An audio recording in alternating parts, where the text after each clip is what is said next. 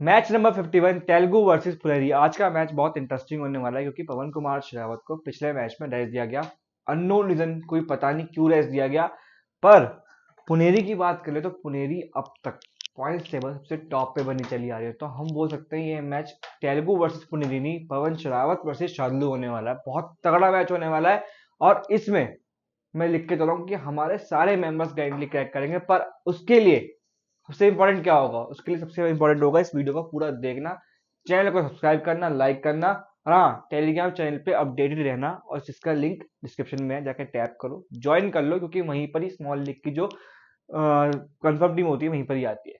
तो स्टार्ट करते हैं स्टार्टिंग सेवन से कि स्टार्टिंग सेवन पुनेरी पल्टन की क्या होगी। ठीक है, तो पुनेरी पल्टन में कोई भी एक चेंज नहीं होने वाला है क्योंकि बहुत ही ज्यादा तगड़ी टीम है, विनिंग कॉम्बिनेशन है, और मेरे को नहीं लगता कोई भी प्लेयर जाएगा। ठीक है, तो आपको यहाँ पर कौन कौन से player, defender right cover Abhinesh Natarajan, जो जिनकी फॉर्म की बात करें तो अभी तक एवरेज डिसेंट पॉइंट्स देते चले आ रहे हैं। पर अगर आप बोलोगे कि इनके पॉइंट्स काफी अच्छे हैं, बट नहीं, अगर आपने इनका पिछला सीजन देखा है तो ये बहुत ऊपर लेवल के प्लेयर हैं। और इस वाले मैच में इनके साइड से इतने डैश निकलने वाले कि आप सोच भी नहीं सकते। वहीं पे गौरव खत्री की बात करें, कंटिन्यू परफॉर्म कर रहे हैं राइट कॉर्नर। पिछले मैच में कुछ हल्का रहा इनका क्योंकि चांस नहीं मिल पाया। उसके पंकज मोहिते और मोहित गोयत और असलम नामदार, तीनों ही प्लेयर काफी अपनी टीम के लिए अच्छा कर रहे हैं, और मतलब रेडर होने के साथ साथ डिफेंडिंग भी कर रहे हैं। तो ये तीनों मैं ऑलराउंडर गिनूंगा क्योंकि दोनों तरफ से पॉइंट्स लेकर आने में काफी तेज है। बस दिक्कत की बात यह है कि अगर आपने पिछला सीजन देखा होगा तो ये दोनों प्लेयर नहीं थे टीम में क्योंकि ये इंजर्ड हो गए थे। अगर ये होते तो पक्का पुनेरी के हाथ में मैच था। ठीक है, उसके बाद संकेत सावंत और शार्दुल। संकेत सावंत की बात कर ले, संकेत सावंत बहुत इजी पॉइंट्स दे देते हैं कभी कभी। तो बट मेरे को नहीं लगता कि इस वाले मैच में कुछ ऐसा होने वाला है, क्योंकि अगर इस बार भी पवन कुमार शाह को रेस्ट दिया गया तो न जाने टीम का क्या होगा। उसके बाद शार्दुल की बात करें तो भाई कंटिन्यू परफॉर्म कर रहे हैं, डिफेंडिंग पार्ट क्यों ना हो, कभी कभी रेडिंग भी कर देते हैं, और ऐसी रेडिंग करते हैं कि लोगों को पता ही नहीं होता क्या कर रहे हैं, मल्टीपल पॉइंट्स लेके ही आते हैं। तो इस वाले मैच में स्टार्टिंग सेवन पुनेरी पटनी में कोई चेंज नहीं होने वाला। बट हाँ, प्लेयर को लगा कि हाँ तेलुगु थोड़ी वीक टीम है पुनेरी के सामने, तो कोच को लगा कि बड़े प्लेयर उठाना, मतलब जो बड़े प्लेयर होंगे उनको परफॉर्म ना करवाया जाए। अगर वो चोटिल हो गए तो फिर वो आगे तक परफॉर्म नहीं कर पाएंगे। तो बड़े प्लेयर को रेस्ट दिया जा सकता है कुछ सब्स्टिट्यूट करके, और जो इनके बिल्कुल यंगस्टर्स है उनको खिला सकते हैं। बट अगर ये स्टार्टिंग सेवन खेलने वाली है तो समझ जाओ क्या होने वाला है। स्टार्टिंग सेवन तेलुगु टाइटंस की पवन कुमार शेरावत नहीं थे, उनके जगह पे थी रोबिन चौधरी, रजनी जैसा रेडर खेले थे, और वहीं पे प्रफुल्ल जावरे। ये तीन रेडर होने वाले हैं। उसके बाद संदीप धुल एज अ डिफेंडर काफी अच्छा करा पिछले मैच में, बट फिर भी टीम नहीं जीत पाई। उसके बाद ओमकार आर मोरे काफी अच्छा कर रहे हैं कि एवरेज डिसेंट पॉइंट दे रहे हैं अपनी टीम के, थोड़ा सपोर्टिव हो रहे हैं। इतना भी नहीं कि ज्यादा पॉइंट्स निकाले, पर हाँ धीरे धीरे पॉइंट से ही ला ला के टीम में कॉन्फिडेंस बिल्डअप होता है। उसके बाद अजीत पवार पिछले मैच में फ्लॉप हुए, और हामिद नदीर की काफी अच्छी परफॉर्मेंस निकल के आई। तो ये स्टार्टिंग से रहने वाली है।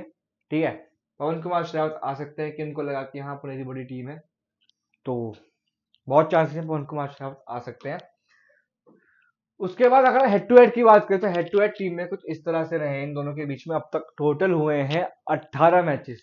18 में से 11 जीती है पुनेरी और 6 जीती है तेलुगु टाइटंस। ठीक है, तो अभी दबदबा पुनेरी का ज्यादा, और जिस आपकी पुनेरी टीम है तो मेरे को तो लगता है कि इस बार भी पॉइंट लेके जाने वाली है। बट हाँ, तेलुगु अगर अपनी अच्छी स्ट्रेटेजीज और प्लान के साथ कम गलती को सोच के कि हाँ हम गलतियां नहीं करेंगे, तो तेलुगु के हाथ में भी काफी ज्यादा अच्छे रेडर्स और डिफेंडर्स हैं। ठीक है, अगर हम रिसेंट मैच तेलुगु के देखें तो आपको पता है कैसी परफॉर्मेंस चल रही है। हरियाणा सीरियस से मैच जीती अब तक, वो भी सिर्फ और सिर्फ एक पॉइंट से। चलने वाले प्लेयर कौन से थे? पवन कुमार शेरावत 7 पॉइंट, अजीत पवार ने हाईफाई लगाया था, संदीप दुल ने हाईफाई लगाया था, 4 पॉइंट कम आए थे। प्रफुल्ल जावरे के, मोहित आटी के 2 पॉइंट, हामिद नदीर के 1 point, Omkar R More 1 point. तो आप समझे यहाँ पे कि डिफेंडर जो डिफेंडिंग साइड है काफी अच्छा करा था उस टाइम पे, दो मतलब दो प्लेयर्स ने हाईफाई लगा दिया था। उसके बाद Bengaluru bulls versus Telugu Titans 33-31, ये भी बहुत कम मार्जिन से हारी है। चलने वाले प्लेयर बेंगलुरु बुल्स पवन कुमार शेरावत की पुरानी फ्रेंचाइजी है, तो स्ट्रेटजीज पता ही होंगे, ऑब्वियस सी बात है। तो पवन शेरावत के 9 पॉइंट्स, तो सुपर 10 लगाए, सुपर 10 से 1 पॉइंट कम रह गए। अजीत पवार के 4 tackle points, Rajnish Dalal 1 raid point, Robin Chaudhary 1 raid point, Mohit Rathi 1 tackle point, Sandeep Dhull 1 tackle point. तो कुछ इस तरह से रहा पिछला मैच, मतलब इस वाले मैच में रेडिंग पार्ट है काफी उन्होंने अच्छा करा। उसके बाद you Mumba versus Telugu Titans. You Mumba का डिफेंस बहुत ही नेक्स्ट लेवल है, मतलब, और इनके रेडर्स में भी बहुत ज्यादा मतलब फुर्ती है। तो तेलुगु उनके आगे बिल्कुल कहीं से कहीं तक भी टिक नहीं सकती। और यू मुंबा की बात करें ना, तो बहुत चांसेस हैं कि ये क्वालिफायर्स में आ जाएगी, क्योंकि अगर ये टीम इनकी कंटिन्यू चलती रही तो। और इसमें रजनीश दलाल ने 7 पॉइंट कमाए थे, 6 पॉइंट रॉबिन चौधरी के, प्रफुल्ल जावरे के 4, हार्बिन अदर के 1, संदीप धुल के 3 टैकल पॉइंट्स थे, और मिलाद जब्बारी का 1। तो अब तक इनकी परफॉर्मेंस ये रही है। बस एक मैच जीती है, वो भी हरियाणा स्टीलर्स से, वो भी 1 पॉइंट से, क्योंकि हरियाणा स्टीलर्स के पास रेडिंग कम, मतलब रेडिंग पार्ट जो है ज्यादा स्ट्रॉन्ग नहीं है। मैं आपको बहुत क्लियरली बता दूं, उनके पास सिर्फ एक ही रेडर है जो अच्छी तरह परफॉर्म करते हैं, बहुत कंसिस्टेंट है विनय। उसके अलावा बाकी सारे जो प्लेयर्स है वो बहुत इनकंसिस्टेंट है, तो तेलुगु वहां से मैच ले गई थी। पुनेरी की बात करें तो भाई कंटिन्यू सारे मैच जीते, कंटिन्यू, ठीक है। दिल्ली के साथ मैच हुआ, चलने वाले प्लेयर कौन से थे? Aslam Nanda 4 points, Mohit Goyal 7 trading points, Sanket Sawant 3 tackle point, Akash Shinde 3 raid point, Avinesh 2 tackle point, Pankaj Mohite 1 tackle point, Mohammad Reza Shadloui 2 tackle point. Puneri Paltan versus Bengaluru Bulls, मजाक हुआ था ये मैच 18 और 43 का। क्या भाई साहब, क्या तगड़ा खेली थी पुनेरी, इसमें डिफेंडिंग पार्ट तो ऐसा था मजाक ही कर रहा है रेडर्स के साथ। और चलने वाले प्लेयर 7 रेडिंग पॉइंट थे मोहित गोयल के, 1 टैकल पॉइंट भी था। शादलू के 1 रेडिंग पॉइंट और 6 टैकल पॉइंट, बहुत बड़ी बात है, ठीक है। अश्विन नंदार 3 रेड पॉइंट्स और 1 टैकल पॉइंट, काफी अच्छी परफॉर्मेंस। पंकज मोहिते के 4 रेड पॉइंट्स, 1 टैकल पॉइंट। तो समझ रहे हो आप, रेडर्स भी टैकल कर रहे हैं और टीम को सपोर्ट कर रहे हैं। उसके बाद गौरव खत्री 4 टैकल पॉइंट्स, 3 पॉइंट थे टैकल पॉइंट जो थे अविनेश के। उसके बाद पुनेरी पल्टन और पटना पाइरेट्स, ये मैच किसने नहीं देखा? इस मैच में इन्होंने हंस हंस के पॉइंट निकाले, हंस हंस के, मतलब कोई भी रेडर जा रहा है, कोई भी डिफेंडर जा रहा है रेडिंग करने के लिए, पुनेरी की साइड से पॉइंट लेके आ रहा है, वो भी बल्क में 2-2 3-3। तो भाई साहब बहुत तगड़ा मैच हुआ था ये वाला भी। पंकज मोहिते के 10 सुपर 10 लगाए, मोहित गोयल के 7 रेडिंग पॉइंट और 2 टैकल पॉइंट्स भी थे। असलम नामदार के 2 रेडिंग पॉइंट्स और 2 tackle points. Mohammad Reza Shadloo के 4 red points, 2 tackle points. Avinesh के हाई फाई लगा था, 5 कमाए थे उन्होंने, 5 पॉइंट्स कमाए थे। गौरव खत्री के 2 टैकल पॉइंट्स। तो इनकी परफॉर्मेंस भी आउटस्टैंडिंग से भी ऊपर वाली जाती है, बट इस बार चांसेस है कि बड़ी टीम है, छोटी टीम के सामने यंग प्लेयर्स को उतारेगी, मतलब, और जो बड़े प्लेयर्स हैं उनको रेस्ट दे सकती है, कि चोटिल होने का खतरा हो सकता है कोच को, क्योंकि मोहित गोयल और असलम नामदार पहले भी ऐसे इंजर हो चुके हैं। फैंटेसी काउंसिल की प्लेयर्स इन प्लेयर्स को आराम से यूज करो, आराम से आपके हाथ में ग्रैंड लीग होगी, चाहे वो मिनी जीएल क्यों ना हो, स्मॉल लीग क्यों ना हो। अगर स्मॉल लीग की टीम भी खुद बनाने की आ सकते हो, मैं नहीं बोलता मेरी टीम देखो, इस वीडियो को देखो, ठीक है। कबड्डी की इतनी नॉलेज नहीं है तो इस वीडियो को देख लो और इन प्लेयर्स को यूज कर लो, कुछ नहीं करना, ठीक है। अलग अलग कॉम्बिनेशन में ट्राई करना है, सीबीसी ट्राई करना है और आराम से क्रैक कर लोगे, ठीक है। तो पहले प्लेयर आते हैं असलम नामदार। असलम नामदार का सीन कुछ इस तरह है, 7 मैचों में इनके टोटल 52 पॉइंट्स है, जिसमें कि 10 टैकल पॉइंट्स हैं और 42 रेड पॉइंट्स हैं। तो इंपॉर्टेंट है जीएल पिक के लिए एज अ कैप्टन, ये कुछ भी स्ट्रेटेजी चेंज कर देते हो, अपने आप को उतार लेते हैं मार्केट में। और ये वो प्लेयर है, अगर पुनेरी बाई चांस बैकफुट पे होती है तो असलम ही होंगे जो टैकल और रेडिंग से पॉइंट निकाल के देंगे दोनों साइड से, और जीएल का पार्ट बन जाएंगे। उसके बाद शादलू बड़े प्लेयर हो चुके हैं अब, मतलब 3 सीजन लगातार इतने अच्छा परफॉर्म किया है और टॉप डिफेंडर्स में है। और अब इन्होंने नई स्ट्रेटेजीज अपनाई है परस्यू की, परस्यू बहुत नेक्स्ट लेवल करते हैं ये। उसके बाद रेडिंग साइड से भी बहुत अच्छे पॉइंट्स लेके आ रहे हैं, तो ये भी ड्रीम टीम का पार्ट कंफर्म ही बनेंगे, ठीक है। अगर अगर आप ये सोचो कि फर्स्ट हाफ में नहीं चले, उसके बाद सेकंड हाफ में भी ना लास्ट के 5 मिनट में इनके मैंने 3-3 4-4 टैकल होते हुए देखे हैं। तो भाई साहब उतने पॉइंट्स बहुत होते हैं डिफेंडिंग साइड से एक प्लेयर के। तो वो ड्रीम टीम में वैसे ही आ गया। तो भाई साहब इनको हर कॉम्बिनेशन में ट्राई करना, पर सीबीसी में कुछ में ड्रॉप कर देना, एज अ प्लेयर रखना। उसके बाद अगर इनके पॉइंट्स देखें तो अब तक 7 मैचों में 33 पॉइंट है, इसमें कि 25 तो टैगल पॉइंट है और 8 रेट पॉइंट्स हैं। उसके बाद गौरव खत्री का रीजन मैं आपको बता देता हूँ, क्योंकि पिछले मैच में इनको ज्यादा चांस नहीं मिला, इनके मतलब कुछ साइड से परफॉर्मेंस नहीं निकल के आई।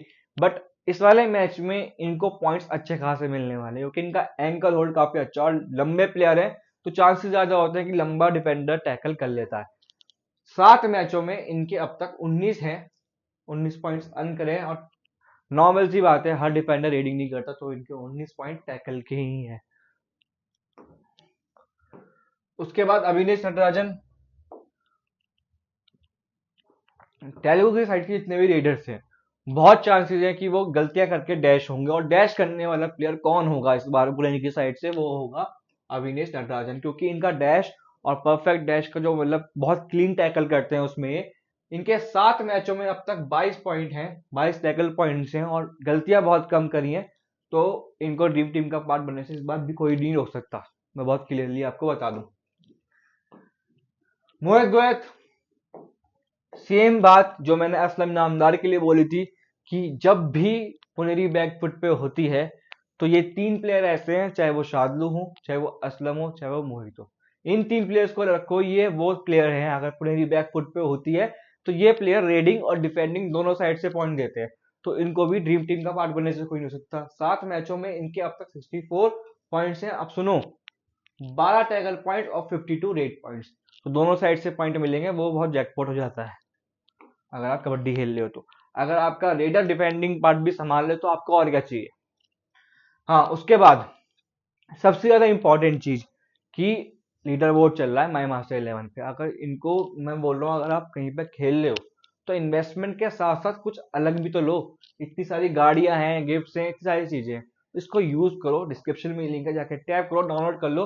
रेफर कोड इसलिए यूज कर लेना क्योंकि अगर कल को आपकी कोई दिक्कत हुई, चाहे आपका पैन कार्ड क्यों ना हो, केवाईसी क्यों ना हो, आपकी वजह से वो नहीं हो पा रही, ठीक है, तो मैं वो बहुत प्यार से रिजॉल्व करवा दूंगा। उसके बाद कैप्टन चॉइस की बात करें तो कैप्टन चॉइस में यहाँ पर 3 प्लेयर आते हैं, सेफ पिक, और गैंग लिख के भी वही कैप्टन होंगे, ये बात लिख लो।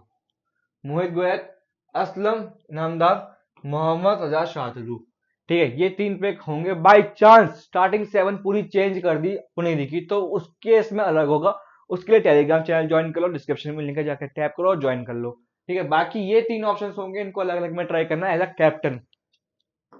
वाइस कैप्टन में आपको बताता हूँ, वाइस कैप्टन में यहाँ पे आपको गौरव खत्री और अभिनेश ये रहने वाले हैं। बाई चांस आपको थोड़ा रिस्क लगता है तो आप तेलुगु की साइड से अजीत पवार को बना सकते हो, कि पिछला मैच इनका बहुत ही बेकार गया है, तो वो अग्रेशन इनको इस वाले मैच में देखने को मिल सकता है। अब बना लेते हैं स्मॉल लीग की टीम। ये स्मॉल लीग की टीम जब के लिए है, अगर पुनेरी कोई चेंज नहीं करती है तो, ठीक है। तो हम यहाँ पर उठाएंगे गौरव खत्री, अभिनेश, और पहले हम ऑलराउंडर्स में जाएंगे। यहाँ पर हम हमारे इंपॉर्टेंट प्लेयर कौन से हैं, शादलू, उसके बाद मोहित गोयत। यहाँ से हम जाएंगे दोबारा डिफेंडिंग पार्ट में, और यहाँ से हम उठाएंगे संदीप धुल, और अगर प्रवेश खेलते हैं तो प्रवेश के लिए जाएंगे, वरना हम यहाँ पर उठाएंगे मोहित राठी को, कि राठी अच्छा डिफेंडिंग पार्ट संभाल लेते हैं।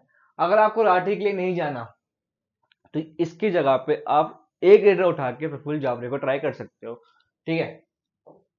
उसके बाद अगर हम कैप्टन की बात करें तो कैप्टन ऑब्वियस सी बात है कि स्मॉल लीग के लिए मेरे शादलू ही होंगे। वाइस कैप्टन में बनाऊंगा इस बार गौरव खत्री को। तो कुछ इस तरह से मेरी स्मॉल लीग की टीम रहने वाली है। अगर कोई चेंज आया तो मैं आपको बता ही दूंगा टेलीग्राम चैनल पे, ज्वाइन कर लो, टैप करो, जाओ लैंड करोगे वहीं पर ही और ज्वाइन कर लेना। मिलते हैं मैच के टाइम पे।